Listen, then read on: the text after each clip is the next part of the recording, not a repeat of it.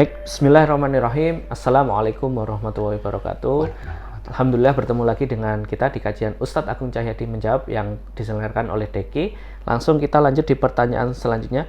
Ustadz, bagaimana hukumnya orang yang mampu berkurban tapi tak mau berkurban?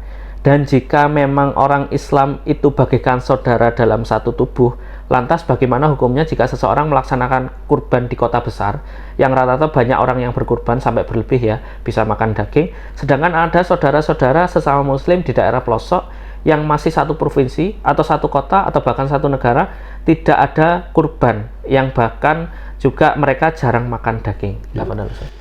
Jadi sepakat ya bahwa kurban itu hukumnya para ulama bukan sunnah biasa, antara wajib dengan sunnah yang ditekankan nama akadah. Cuman karena mayoritas tuh nggak sampai wajib, maka pada zaman sahabat tuh ada beberapa sahabat yang kaya nggak kurban, karena takut dia wajib. Ada seorang sahabat begini, namanya Abu Mas'ud Al-Ansari. Beliau mengatakan, saya punya harta, tapi saya sengaja nggak kurban agar tangga saya nggak menganggap itu wajib. Tapi itu zaman Nabi. Artinya potensi ada hukum wajib nggak? Kalau zaman sekarang nggak mungkin, dan yang wajib kan zaman Nabi saja. Iya, maka sekarang juga yang kaya menjadi korban, jangan mengabaikan. Karena ada hadis yang ancamannya begini. Hadisnya yang dipakai oleh Abu Hanifah, Lautul Masri, Rawayatul Ra'i, Al-Auza'i mengatakan hadisnya begini. Man wajada sa'atan falam yudhahi fala yaqram masjidana. Orang yang punya keluarga harta, nggak korban, jangan dekat-dekat masjid kami. Tapi Nabi ancam yang nggak kurban itu jangan masuk. Nah, ancaman berarti kan penekanannya luar biasa. Maka sejujurnya yang mampu setan kurban. Dan ini nilainya lebih daripada sedekah biasa loh. Lebih baik dari sedekah biasa. Kurban di hari raya Idul Adha lebih baik hendaknya kurban.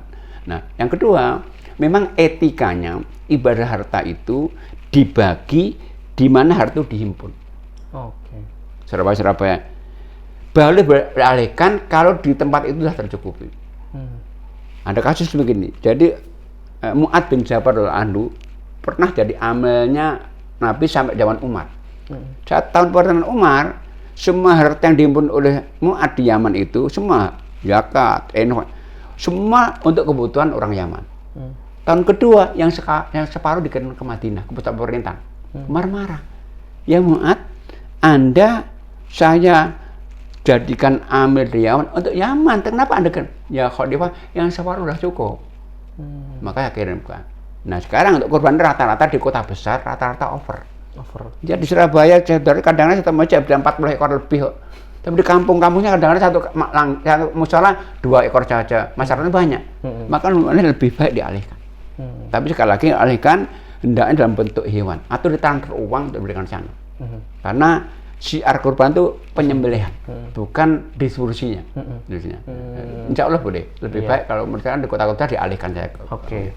Jadi tadi ya sangat-sangat diutamakan kalau di kota-kota sudah banyak pelaksanaan atau lebih-lebih daging kurbannya dialihkan aja ke daerah pelosok. Dan rata-rata kota besar lebih ya. Di zaman sekarang ya. Di zaman sekarang Indonesia ini seperti itu, dan tentunya baiknya tadi di pelosok yang membutuhkan, apalagi masih satu Indonesia ya Ustaz ya.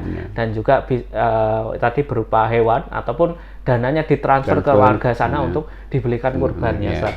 Oke, mudah-mudahan menjawab tadi ya pertanyaan dari Bapak Ibu sekalian yang bertanya ini terkait keutamaan kurban. Nah, bagaimana kewajiban kita itu sangat-sangat ditekankan ya oleh Rasulullah. Bagaimana penekanan ini juga sampai sekarang ya harusnya tetap ya Ustaz ya. Dan juga di sisi lain tadi ya bagaimana ketika kita menyikapi di daerah kita sudah banyak yang berkurban. Nah, bisa melalui kita juga, melalui Deki Kurban kami, kita menyalurkan kurban juga di daerah pelosok rawan bencana, rawan akidah. Kita sembelih langsung di sana gitu ya, bukan sembelih di kota kemudian distribusi daging di sana, bukan. Tapi kita sembelih langsung di sana, di daerah rawan bencana, rawan akidah, dan juga rawan pangan. Di mana saja tempatnya kita kurban, insya Allah Deki melaksanakan di tahun ini kurban di daerah lereng Gunung Semeru pada pengungsi hunian di Gunung Semeru, kemudian di daerah Rejosari di pelosok yang memang juga di sana rawan akidah dan rawan pangan, kemudian di Pamekasan juga ada di daerah rawan pangan, kemudian di NTT, Nusa Tenggara Timur itu juga daerah rawan pangan. Dan yang spesial lagi, kita juga berkorban untuk saudara-saudara kita di Palestina. Nah, kalau di sana mungkin bukan rawan lagi ya Ustaz ya. Rawan sangat butuh. Sangat butuh dan ya rawan pembunuhan bahkan ya Ustaz ya. Nah, itu juga kita melayani bagi donatur yang pengen nitip nih melalui kami, insya Allah kita kurbankan di sana.